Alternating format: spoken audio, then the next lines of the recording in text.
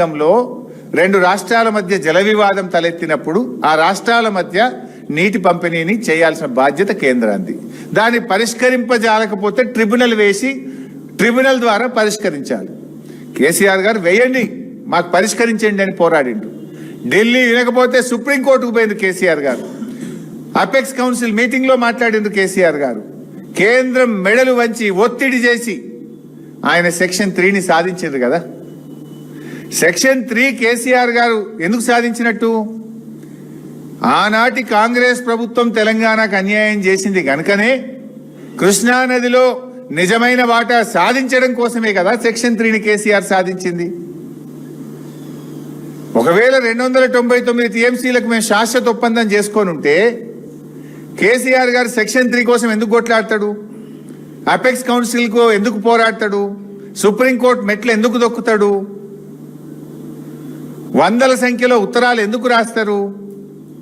అంటే కాంగ్రెస్ ఉమ్మడి రాష్ట్రంలో అన్యాయం చేసింది కనుక మన వాటా తేలాలని చెప్పి ఆయన సెక్షన్ 3 పోరాడి సాధించిండు కేసీఆర్. ద్రోహులు మీరు, దొంగే దొంగ దొంగ అన్నట్టు మీరు మాట్లాడుతున్నారు. కేసీఆర్ సంతకం పెట్టిండు, ఆడబెట్టిండు చూపి నాకు. రేవంత్ రెడ్డి ఇప్పటికి 100 సార్లు చెప్పిన కేసీఆర్ సంతకం పెట్టిండు అని. చూపియవా 299కి ఎడబెట్టిండో కేసీఆర్? ఎందుకు చిల్లర మాటలు మాట్లాడుతావు? ఆ కుర్చీ గౌరవాన్ని ఎందుకు తగ్గిస్తావు?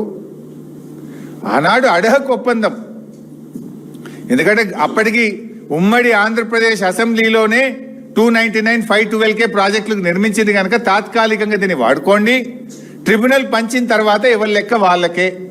ఈ యొక్క 299 అనేది ఏ రకంగా రాబోయే ట్రిబ్యునల్ కోర్టు తీర్పులకు కానీ పంపకాలకు కానీ అడ్డంకి కాబోదు అని స్పష్టంగా ఒక తాత్కాలికమైన ఒప్పందం అధికారుల మధ్య జరిగింది. సేమ్ థింగ్ నువ్వు గవర్నమెంట్ వచ్చినాక నీ రాహుల్ బొజ్జా 2025 కాంగ్రెస్ గవర్నమెంట్ వచ్చినాక కూడా ఇగో అదే 299, 512కు మీరు ఒప్పందం చేసుకొని సంతకాలు పెట్టి. దీని మీద నేను కూడా అనొచ్చు, రేవంత్ రెడ్డి సంతకం పెట్టిండ, నీళ్ళకి అబద్ధం ఆడరాదా ఇది నాకు? రేవంత్ రెడ్డి సంతకం పెట్టి 299 ఒప్పుకున్నాడా నేను అనలేనా? మాకు కొంచెం విలువలు ఉన్నాయి, పద్ధతులు ఉన్నాయి. నీలాగా స్థాయి దిగిపోయి చిల్లర మాట్లాడడం మేము. మరి నీ గవర్నమెంట్ వచ్చినాక కూడా మీ రాహుల్ బొజ్జాపై 299 సంతకం పెట్టి వచ్చింది కదా. దీంట్లో కూడా ఏం. సో మేము ఫైనల్గా చెప్పేది ఒకటే, ఈ చిల్లర మాటలు కట్టిపెట్టు. కేసీఆర్ గారు ఒక స్టేట్స్మెన్ లాగా ఆయన మాట్లాడినాడు, నువ్వేమో స్ట్రీట్ రౌడీ లాగా మాట్లాడుతున్నావు. ఇష్యూ బేస్డ్ మాట్లాడు. దాన్ని ఒక ముఖ్యమంత్రిగా నిజాయితీగా స్వీకరించు, తప్పులను సరిదిద్దుకో. ఆనాడు ప్రాజెక్టులు అప్పచెప్పితే కేసీఆర్ గర్జిస్తే నువ్వు ఇచ్చిన ప్రాజెక్టులు వెనక్కి తెచ్చుకున్నావు. ఇవాళ కూడా అదే చెప్తున్నాం. కేసీఆర్ వదిలిపెట్టాడు. ఇదేం చిల్లర పంచాయతీ కాదు, ఇది రాష్ట్ర భవిష్యత్తు, ఇది కోట్లాది మంది ప్రజల భవిష్యత్తు.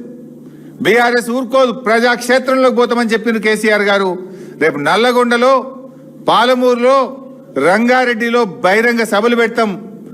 ఇంటింటికి డప్పు కొట్టి కాంగ్రెస్ ద్రోహాన్ని వివరిస్తాం. ఇప్పటికైనా బేషరతుగా 45 టీఎంసీలు చాలు అని ఢిల్లీకి రాసిన ఉత్తరాన్ని వాపస్ తెచ్చుకో, క్షమాపణ చెప్పు, చెంపలేసుకొని ఆ లెటర్ వాపస్ తీసుకొచ్చి 90 టీఎంసీల కట్టుబడి పనిచేయండి, ట్రిబ్యునల్ ముందు బలమైన వాదనలు వినిపించండి, రాష్ట్ర వాటాను సాధించండి అని హితవు పలుకుతున్నాం. Thank you. జై తెలంగాణ.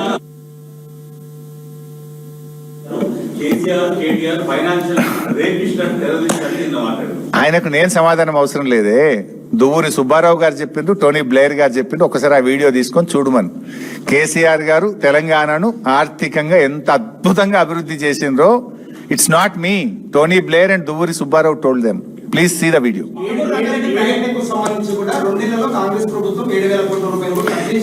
ఏమైనా గజం కాలువ వీరేమో చెప్పమని నాకు, నేను చూస్తా. నేనేమంటున్నా, ఉత్తమ్కు సవాల్ విసురుతున్నా. పాలమూరులో ఇందాక నేను చెప్పినా కదా, ప్యాకేజ్ 3లో 2 కిలోమీటర్ల కాలువ తవ్వితే 30 టీఎంసీలు స్టోర్ చేసుకునే సిస్టమ్ అంతా రెడీ అయింది. రిజర్వాయర్లు, టనల్లు, పంప్ హౌస్లు, సబ్ స్టేషన్లు, ఎవ్రీథింగ్ ఈజ్ రెడీ. 2 కిలోమీటర్ల కాలువ ఎందుకు తవ్వలేదు అని అడుగుతున్నా.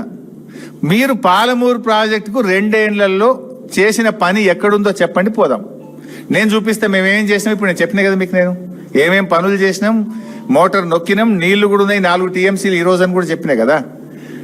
ఉత్తమ్ గారిని అడుగుతున్నా, 2 సంవత్సరాల్లో పాలమూరు ప్రాజెక్టులో మీరు చేసిన పని ఎక్కడ, దాని పరిమాణం ఎంత, ఏం పని చేసినారో చెప్పండి.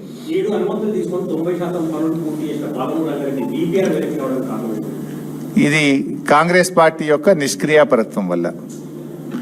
కాంగ్రెస్ పార్టీ అటు ఆంధ్రప్రదేశ్కు ఇటు ఢిల్లీకి భయపడుతుంది. ఎందుకు అంటే ఆంధ్రప్రదేశ్లో గురువు గారు, ఢిల్లీలోనేమో ఆయన ఆర్ఆర్ ట్యాక్స్ ఉందని మొదట్లో పార్లమెంట్ ఎన్నికలనే చెప్పిండు. ఎక్కడ నా మీద పడతాడో ఆర్ఆర్ ట్యాక్స్ అని ప్రధానమంత్రి గారే అన్నారని. ఎందుకంటే ఈరోజు కేంద్రం ఆంధ్రప్రదేశ్ ప్రభుత్వం మీద ఆధారపడి కేంద్ర ప్రభుత్వం ఉన్నది. సో ఆంధ్రప్రదేశ్ కేంద్రానికి భయపడి ఈరోజు వీళ్ళు చేతులు ఎత్తిండ్రు, తెలంగాణకు ద్రోహం చేస్తున్నారు. అందుకే ఇవాళ బీఆర్ఎస్ పోరాడుతుంది.